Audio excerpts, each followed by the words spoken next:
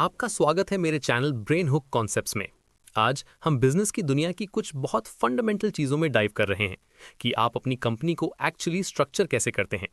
हम पूरा स्पेक्ट्रम देखेंगे, एक छोटी 1% स्टार्टअप से लेकर एक मैसिव ग्लोबल कॉरपोरेशन तक, ताकि आप हर एक के प्रोज और कॉन्स को सही से समझ सकें। ओके, तो ये पिक्चर करिए, आपके पास एक फैंटास्टिक बिजनेस आइडिया है, अमेजिंग। लेकिन रुकिए, इससे पहले कि आप एक कूल लोगो या वेबसाइट के बारे में सोचना भी शुरू करें, आपको अपना शायद सबसे इंपॉर्टेंट पहला डिसीजन लेना होगा। इस बिजनेस का लीगल फॉर्म क्या होने वाला है? ये चॉइस यहां हर चीज को इंपैक्ट करती है। आप कितना पर्सनल रिस्क ले रहे हैं से लेकर आपको पैसे कैसे मिलते हैं तक। तो हम यहां किस बारे में बात कर रहे हैं? एक बिजनेस यूनिट अपने दिल में बस कोई भी ऑर्गेनाइजेशन है जो सेटअप की गई है बिजनेस करने के लिए। इससे फर्क नहीं पड़ता कि आप कॉफी बेच रहे हैं या कोई ऐप कोड कर रहे हैं। मेन गोल या तो प्रॉफिट कमाना होता है या कोई सर्विस प्रोवाइड करना। ये एक सिंपल आइडिया है, लेकिन ये बाकी सब चीजों की फाउंडेशन है जो हम डिस्कस करेंगे। ऑलराइट, यहाँ आज का गेम प्लान है। हम सिंपल शुरू करेंगे एक सोल प्रोप्राइटरशिप के साथ, फिर हम पार्टनरशिप्स के साथ टीम अप करने को देखेंगे, और उसके बाद हम कंपनी के साथ चीजों को सही में स्केल अप करेंगे। फिर हम कुछ और मॉडल्स चेक करेंगे, एक बड़ा साइड बाय साइड कंपैरिजन करेंगे और थोड़ी एग्जाम प्रेप के साथ फिनिश करेंगे। चलिए शुरू करते हैं। ओके, हमारी जर्नी का पहला स्टॉप सोल प्रोप्राइटरशिप। ये लिटरली मिलियंस एंटरप्रेन्योर्स के लिए क्लासिक स्टार्टिंग पॉइंट है। आप जानते हैं, अक्सर ये सिर्फ एक इंसान, एक बड़ा आइडिया और बहुत सारी हसल होती है। तो एक सोल प्रोप्राइटरशिप वही है जो इसके नाम से पता चलता है, एक बिजनेस जो सिर्फ एक इंसान चलाता है और उसका मालिक होता है। लेकिन, और ये वो एब्सोल्यूट की चीज है जो आपको याद रखनी है, कानून की नजर में आप और बिजनेस बिल्कुल एक ही चीज है, कोई सेपरेशन नहीं है।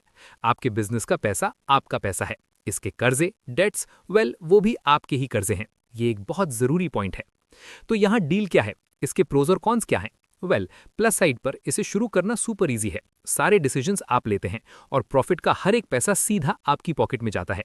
लेकिन, और ये एक बहुत बड़ा लेकिन है, सबसे बड़ा डाउनसाइड कुछ ऐसा है जिसे अनलिमिटेड लाइबिलिटी कहते हैं। इसका मतलब है, अगर बिजनेस डूब गया तो क्रेडिटर्स आपके पर्सनल सामान के पीछे आ सकते हैं। आपकी कार, आपका घर, आपकी सेविंग्स, सब कुछ दांव पर है। ये एक मैसिव रिस्क है।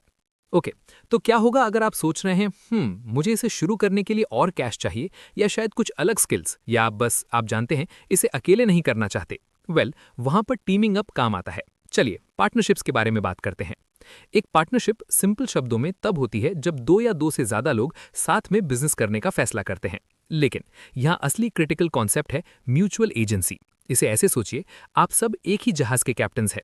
कोई भी एक पार्टनर कोई डिसीजन या कॉन्ट्रैक्ट साइन कर सकता है जो बाकी सबको बाइंड करता है। इसका मतलब है कि आपको अपने पार्टनर्स पर कंप्लीट और टोटल ट्रस्ट होना चाहिए। चलिए की फीचर्स को ब्रेक डाउन करते हैं। आपको ऑब्वियसली कम से कम दो लोगों की जरूरत है। आपके पास एक अग्रीमेंट होता है और सीरियसली आपको वो हमेशा रिटर्न में लेना चाहिए। प्रॉफिट्स आप जो भी डिसाइड करें उस बेसिस पर शेयर होते हैं। लेकिन नोटिस करिए, वो डरावना फ्रेज वापस आ गया है, अनलिमिटेड लाइबिलिटी। यप, ये अभी भी यहां है, लेकिन अब वो रिस्क सारे पार्टनर्स के बीच जॉइंटली शेयर होता है। इसका अपसाइड काफी ऑब्वियस है ना? आप ज्यादा कैपिटल के लिए अपने पैसे पूल कर सकते हैं, आप स्ट्रेस और वर्कलोड शेयर कर सकते हैं, और आप अलग स्किल्स वाले लोगों को ला सकते हैं। लेकिन डाउनसाइड्स भी उतने ही रियल हैं। आपके पास अभी भी वो अनलिमिटेड पर्सनल रिस्क है। प्लस चलिए सच बोलते हैं, पार्टनर्स के बीच के डिसएग्रीमेंट्स एक बिजनेस को पूरी तरह खत्म कर सकते हैं। और अगर एक पार्टनर छोड़ने का फैसला करता है या उसकी डेथ हो जाती है तो पूरा मामला अक्सर बस खत्म हो जाता है, डिसॉल्व। तो आप देख सकते हैं कि सोल प्रोप्राइटरशिप्स और पार्टनरशिप्स दोनों की एक नेचुरल लिमिट होती है। वो अनलिमिटेड लायबिलिटी और बड़े पैसे रेस करने की मुश्किल उन पर एक सीलिंग लगा देती है कि वो कितने बड़े हो सकते हैं। सही में स्केल अप करने के लिए, बड़ा बनने के लिए आपको एक बिल्कुल अलग जानवर चाहिए। तो चलिए जॉइंट स्टॉक कंपनी की दुनिया में एंटर करते हैं।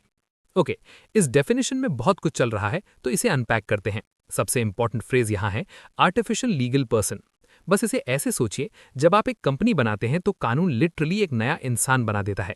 ये इंसान अपने ओनर से बिल्कुल अलग होता है। ये बिल्डिंग जोन कर सकता है, कॉन्ट्रैक्ट साइन कर सकता है, और इस पर केस भी किया जा सकता है अपने दम पर। ये एक लीगल शील्ड की तरह है। और ये यहाँ पर एब्सोल्यूट गेम चेंजर है, क्योंकि कंपनी अपना एक अलग इंसान है। आपको बिजनेस वर्ल्ड में सबसे बड़ा एडवांटेज मिलता है, लिमिटेड लायबिलिटी। इसका मतलब है, एक ओनर के तौर पर आपका रिस्क अब सिर्फ उस पैसे तक लिमिटेड है जो आपने शेयर्स खरीदने के लिए लगाया है, बस उतना ही। आपका घर सेफ है। Plus with perpetual succession company basically हमेशा के लिए जी सकती है, भले ही ओरिजिनल ओनर्स कब के जा चुके हों। इसी तरह से आप लेगेसीज बनाते हैं। तो ये पूरी चीज स्ट्रक्चर कैसे होती है? ये एक तरह का 3 टीयर्ड सिस्टम है। सबसे ऊपर आपके पास शेयर होल्डर्स होते हैं, वो असली मालिक हैं, वो कैश प्रोवाइड करते हैं। वो फिर एक बोर्ड ऑफ डायरेक्टर्स इलेक्ट करते हैं, जिनका काम होता है बड़ी पिक्चर वाली स्ट्रैटेजी सेट करना। और फाइनली बोर्ड प्रोफेशनल मैनेजमेंट को हायर करता है बिजनेस को एक्चुअली डे टू डे चलाने के लिए। आपने देखा यहाँ एक क्लियर सेपरेशन है कि कंपनी का मालिक कौन है और इसे चलाता कौन है। लेकिन आप जानते हैं हर बिजनेस शेयर होल्डर्स के लिए ज्यादा से ज्यादा प्रॉफिट कमाने के बारे में नहीं होता। बिजनेस वर्ल्ड इससे कहीं ज्यादा डाइवर्स है। बहुत सारी ऐसी बड़ी ऑर्गेनाइजेशंस हैं जो बिल्कुल अलग आइडियाज पर बनी हैं। चलिए इन ऑल्टरनेटिव मॉडल्स पर एक जल्दी से नजर डालते हैं। तो एक तरफ आपके पास कोऑपरेटिव सोसाइटीज हैं, उनका नंबर 1 गोल प्रॉफिट नहीं है, वो अपने मेंबर्स को एक सर्विस प्रोवाइड करना है और वो डेमोक्रेटिकली रन होती हैं। एक मेंबर को एक वोट मिलता है। एक perfect example massive dairy coop Amul है। फिर दूसरी तरफ आपके पास पब्लिक एंटरप्राइजेस हैं, ये गवर्नमेंट की ओन्ड होती हैं और उनका मिशन पब्लिक वेलफेयर या स्ट्रेटेजिक इंपॉर्टेंस होता है, जैसे एक नेशनल रेलवे सिस्टम। दो बहुत अलग मोटिव्स। ऑलराइट, हमने मेन प्लेयर्स को समझ लिया है। अब वक्त है उस चीज का जो शायद आपकी स्टडीज के लिए सबसे इंपॉर्टेंट पार्ट हो, उन्हें एक डायरेक्ट कंपैरिजन में हेड टू हेड रखना। यहाँ डिफरेंसेस सही में चमक कर आते हैं। ओके, यहाँ ध्यान से देखिए, ये स्लाइड पूरे एग्जाम गोल्ड है। कॉन्ट्रास्ट्स बिल्कुल क्लियर है। एक पार्टनरशिप, कोई सेपरेट लीगल स्टेटस नहीं। एक कंपनी, इसका एक होता है। Partnership unlimited liability, company limited liability. एक पार्टनरशिप की जिंदगी कमजोर है, एक कंपनी की परपेचुअल है। आपको ये डिफरेंसेस जानना बिल्कुल जरूरी है। और यहां हमारे पास है ये अल्टीमेट चीट शीट। ये वो सब साथ लाता है जो हमने डिस्कस किया है एक सिंपल टेबल में।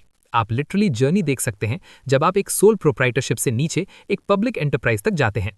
पैटर्न नोटिस करिए, लायबिलिटी लिमिटेड हो जाती है, कैपिटल रेस करने का पोटेंशियल आसमान छूता है और जिस तरह से इसे कंट्रोल किया जाता है वो ज्यादा कॉम्प्लेक्स हो जाता है। अगर जरूरत हो तो यहां पॉज करें और इसे ध्यान से समझने दें। ये एक नजर में पूरी कहानी है। फ्यू, हमने बहुत सारी ग्राउंड कवर कर ली है, तो अब चलिए गियर स्विच करते हैं और अपना फोकस एग्जाम टाइम के लिए सही में शार्प करते हैं। ये सब इस बारे में है कि हमने जो सीखा है उसे उन सवालों पर अप्लाई करें जो आप एक्चुअली देखने वाले हैं। तो यहाँ बड़ा टेक अवे क्या है? वो ये है कि बिजनेस सेटअप करने का कोई एक बेस्ट तरीका नहीं है। ये कोई one size fits all deal नहीं है। राइट चॉइस हमेशा एक स्ट्रेटेजिक चॉइस है। कुछ छोटा और लो रिस्क शुरू कर रहे हैं, एक सोल प्रोप्राइटरशिप परफेक्ट है। एक प्रोफेशनल फर्म बना रहे हैं उन पार्टनर्स के साथ जिन पर आप ट्रस्ट करते हैं, जैसे एक लॉ फर्म, तो एक पार्टनरशिप सेंस बनाती है। लेकिन अगर आप बड़ा सपना देख रहे हैं और इसे पूरा करने के लिए बहुत सारे पैसे चाहिए, तो कंपनी स्ट्रक्चर ही आपका एकमात्र ऑप्शन है। ओके, चलिए उस नॉलेज को टेस्ट करते हैं। आपके लिए पहला सवाल, परपेचुअल सक्सेशन एक्चुअली क्या है और ये जॉइंट स्टॉक कंपनी के लिए इतना बड़ा एडवांटेज क्यों है? याद करिए जो हमने स्टेबिलिटी और एक कंपनी कितने वक्त तक चल सकती है के बारे में कहा था। चलिए पॉज करिए और इसे सोचिए। ऑलराइट, अगला एक क्लासिक कंपैरिजन सवाल है। हमने लिटरली अभी उस कंपैरिजन टेबल पर आंसर देखा था। एक पार्टनरशिप और एक जॉइंट स्टॉक कंपनी को कंपेयर करें लायबिलिटी और कंटिन्यूटी के बेसिस पर। आप अपना आंसर कैसे लेआउट करेंगे? आप डिफाइन करना चाहेंगे कि हर एक के लिए लायबिलिटी का मतलब क्या है और फिर वही कंटिन्यूटी के लिए करें, उन बड़े डिफरेंसेस को सही में हाईलाइट करते हुए। और हमारे आखिरी सवाल के लिए एक मिनी केस स्टडी। इमेजिन करिए रवि एक मल्टीनेशनल सॉफ्टवेयर फर्म बनाना चाहता है। उसे किस तरह के बिजनेस के लिए जाना चाहिए और आपको एक्सप्लेन करना है क्यों। उन कीवर्ड्स के बारे में सोचिए। मल्टीनेशनल सॉफ्टवेयर फर्म, वो आपको कैपिटल की जरूरत, इन्वेस्टर्स को अट्रैक्ट करने की जरूरत और इन्वॉल्व रिस्क के बारे में क्या बताता है। रवि के लिए आपकी एडवाइस क्या है? ये बिल्कुल वही तरीका है जैसे आप इस स्टफ को रियल वर्ल्ड सिनेरियोस पर अप्लाई करते हैं। आज बहुत बढ़िया काम किया। सोचते रहिए और सवाल पूछते रहिए। आई होप आज का ये डीप डाइव आपको क्लियर हुआ होगा। अगर कॉन्सेप्ट समझ आए तो लाइक बटन जरूर दबाएं और ब्रेन हुक कॉन्सेप्ट्स को सब्सक्राइब करें ताकि हम ऐसे ही कॉम्प्लेक्स टॉपिक्स को सिंपल बनाते रहें। मिलते हैं अगले वीडियो में, तब तक के लिए कीप लर्निंग।